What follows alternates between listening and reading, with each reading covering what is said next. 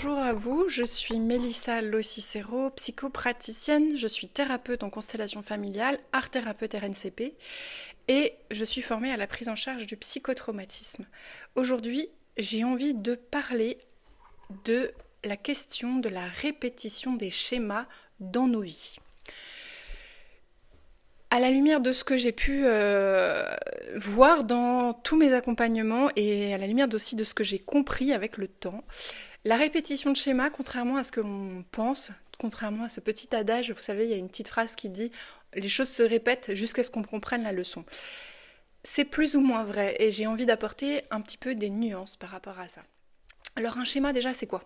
Un schéma, ce qu'on appelle là, dans ce cas-là, un schéma, c'est quand je vis une situation, a priori sa conclusion n'est pas bonne pour moi et puis dans un autre contexte, avec une autre personne, par exemple relationnellement, je vis à nouveau la même situation, sauf que c'est avec une autre personne. Il y a quelques éléments qui induisent un peu quelques changements, mais quand même, dans la forme globale de ce qui se passe, on a quelque chose de similaire à ce que j'ai déjà vécu dans le passé. Par exemple, dans une relation amoureuse, je suis systématiquement trompée. Voilà, ça c'est un schéma, c'est ce qu'on va appeler ici un schéma.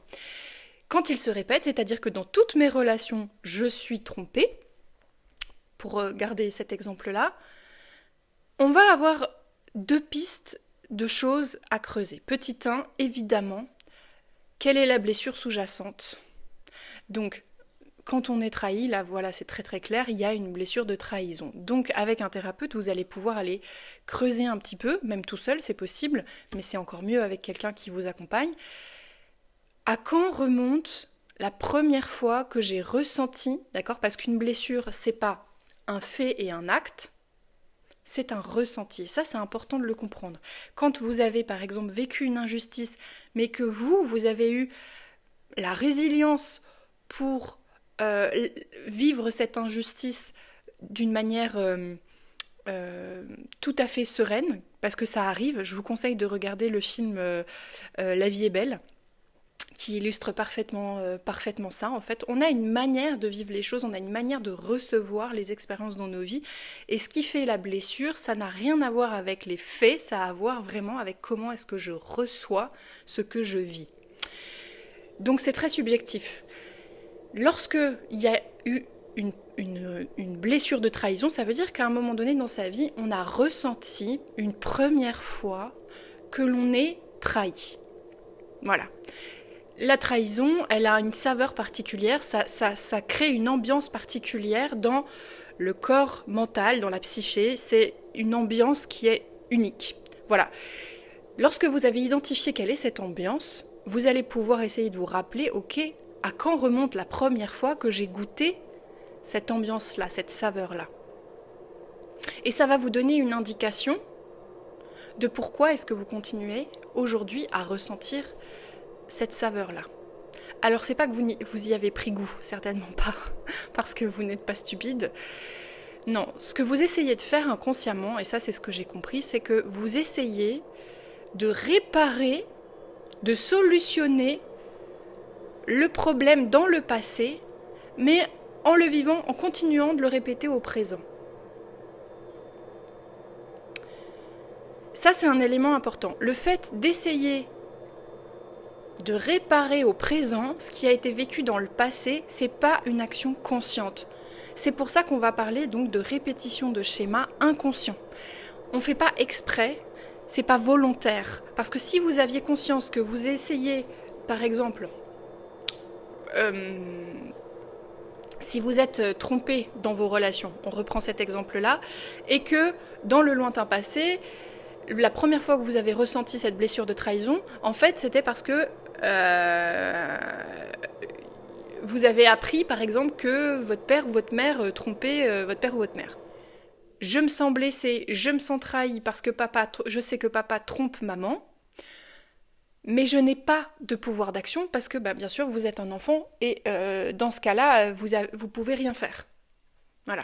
Vous portez le fardeau du secret de ce truc-là, vous vous sentez trahi parce que ça blesse la cellule familiale dont vous faites partie, Donc il y a blessure de trahison, mais comme vous n'avez pas la possibilité d'agir dans l'instant sur ce qui s'est passé, eh bien, dans le futur, vous allez essayer de trouver inconsciemment des situations similaires dans lesquelles il va falloir solutionner le problème. Par exemple, en étant soi-même trompé. Et en décelant la tromperie, et par exemple, en rompant avec les partenaires systématiquement, parce que vous rendez justice, blessure d'injustice, à votre maman, mais à travers vous. C'est complexe, la répétition de schémas. Il faut vraiment comprendre qu'on répète aussi des schémas en lien avec des choses qui ne nous appartiennent pas directement. Ce qui est sûr, c'est que tout ce que l'on vit dans l'enfance a un impact important dans la vie d'adulte et ça nous conditionne dans nos vécus d'adultes. Voilà. Quand on a compris ça, quand on est allé chercher, on est allé déterrer le schéma relationnel qui fait qu'on répète, donc c'est un schéma relationnel toxique du coup, qui fait qu'on répète une situation, il y a une deuxième chose qu'il faut comprendre dans la répétition de schéma.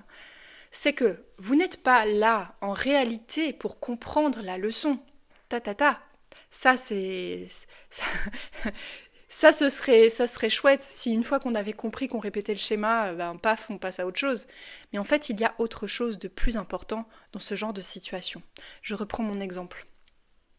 Ce qu'il y a de plus important, ça va être votre capacité à accepter ce qui s'est passé dans le passé.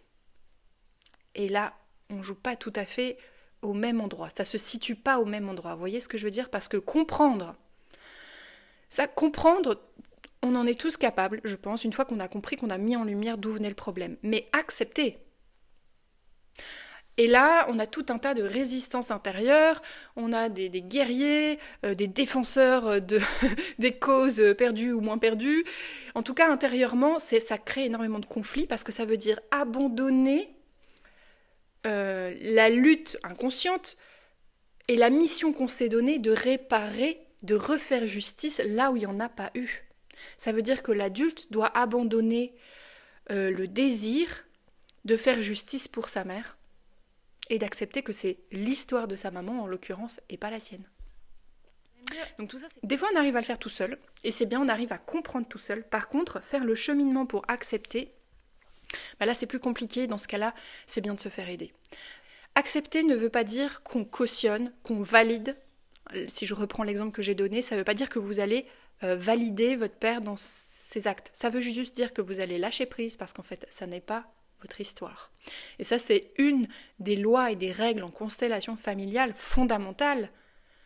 On n'est pas là pour sauver nos parents. C'est bien facile à dire, c'est beaucoup plus compliqué à faire, je vous l'assure. Dans tous les cas, si cette vidéo vous a parlé, je vous invite à me laisser un pouce, un commentaire, à partager si vous pensez que ça peut aider quelqu'un. Et puis je vous dis à bientôt dans une prochaine vidéo. Vous avez en barre de description toutes les informations dont vous pourriez avoir besoin si vous avez envie de me solliciter ou de me rencontrer pour un accompagnement. Je vous dis à bientôt, c'était Mélissa Locicero.